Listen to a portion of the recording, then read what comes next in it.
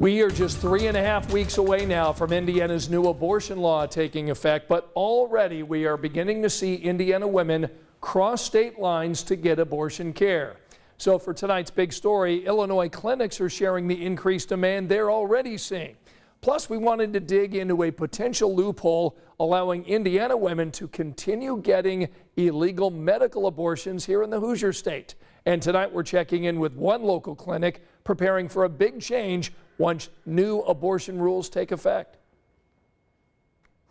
In less than a month, abortion clinics around the state of Indiana will be forced to stop providing abortion care when Indiana's new law banning the procedure takes effect.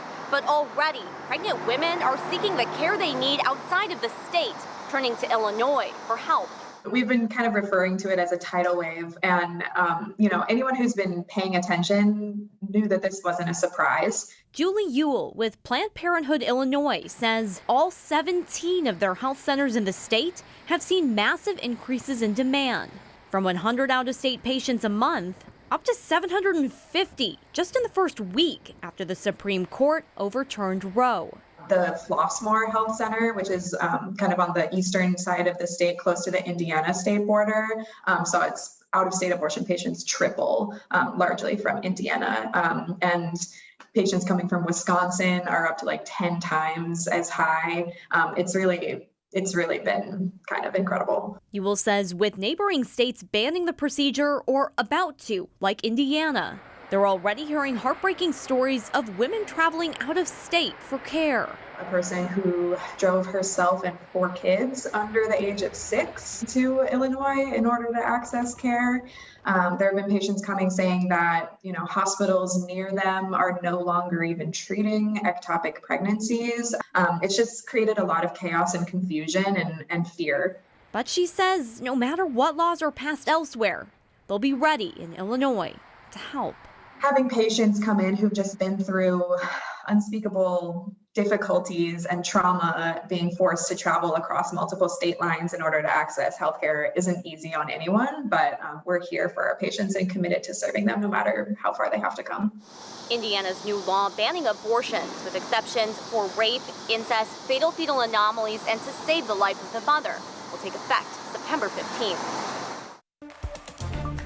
When Indiana's new restrictions take effect, there are questions about whether women could still have medical abortions in Indiana, which as of last year accounted for more than half of abortion procedures in our state. Local law experts tell our partners at the Herald Bulletin women likely could still self-manage a medical abortion.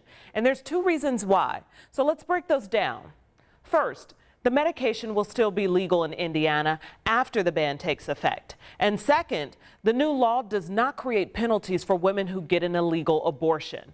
Now, the restrictions do make it illegal for physicians to prescribe the medicine outside of exceptions for rape, incest, and the mother's life. The law also bans the use of telehealth services to provide medical abortion drugs.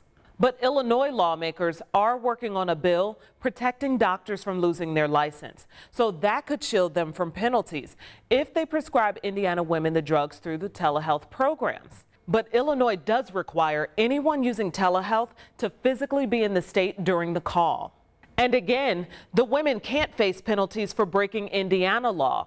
Now, local law experts say it is possible that Indiana lawmakers decide to eventually criminalize women seeking an abortion. And prosecutors could still try bringing charges against women despite the bill providing a legal defense.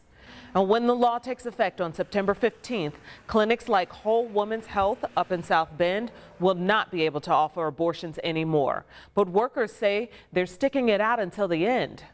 Well, we will be open and providing care for patients up until the day that the law goes into effect, at which time then we will unfortunately have to close the clinic. Other clinics in the state like Planned Parenthood say they will remain open. While they cannot perform abortions, they will still offer other services like birth control, emergency contraceptives, and wellness visits.